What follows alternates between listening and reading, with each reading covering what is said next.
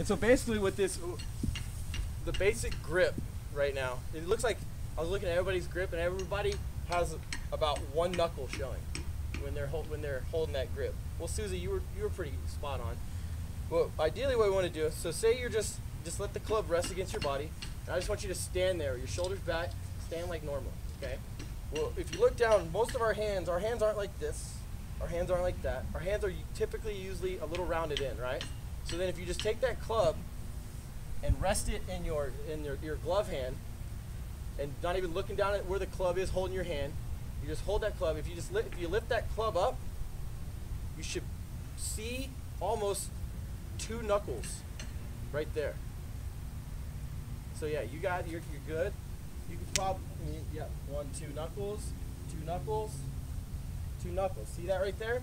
So basically, so you can put that back down, and all you're going to do with your other hand, as far as where to put your other hand on the golf swing, like right now, because I noticed you're getting really weak with your right hand, getting really over the top. In a golf swing, there's so much moving parts. You want your palms to always be facing each other, because in a golf swing, you want your hands to be working together. If it's like this, it's not going to feel right when you take a golf club back. You always want your palms to be facing each other. So when you pick up that, you go to pick up that club, you're like, okay, I got my two knuckles. You take your other palm, and you just want it to be, you want them facing each other. You don't want it to be over here on top. You don't want it to be really far under. You want them to be facing each other evenly. And so that because you want your hands to work together. You want to be able to hold on to the club and get the club to come down at the angle that's going to get your golf club to be square at impact. And that's the ultimate key, is having your golf making contact with that golf ball square.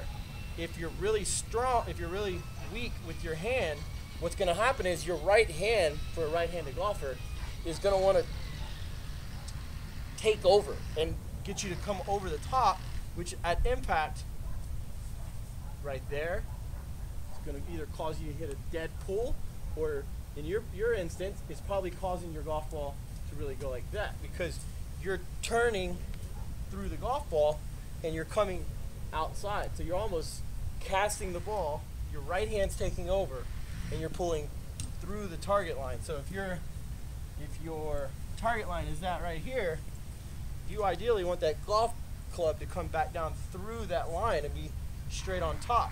You don't want it to come out. This is called outside to in, because it's coming from outside our target line and going inside, which is going to cause the golf ball to hit that big sweeping slice.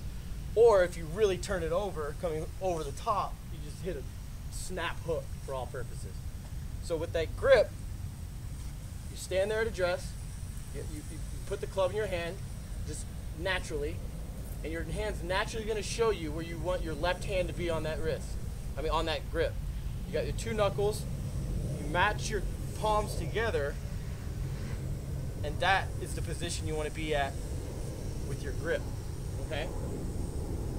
So then, you take your, golf ball there.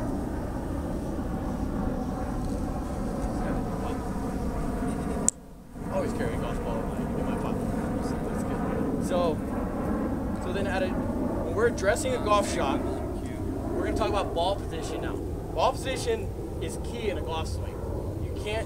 You don't ever want to be playing with having the ball back in your stance or too far forward in your stance, because it's going to create certain problems. So having a consistent ball position is key. For a right-handed golfer, I like the concept of that golf ball always being a little bit inside of your left foot for righty, right foot for lefty. But for all purposes, if you were to draw a line straight up from that golf ball, it should point at the logo on your chest. That's a good position. So you'll see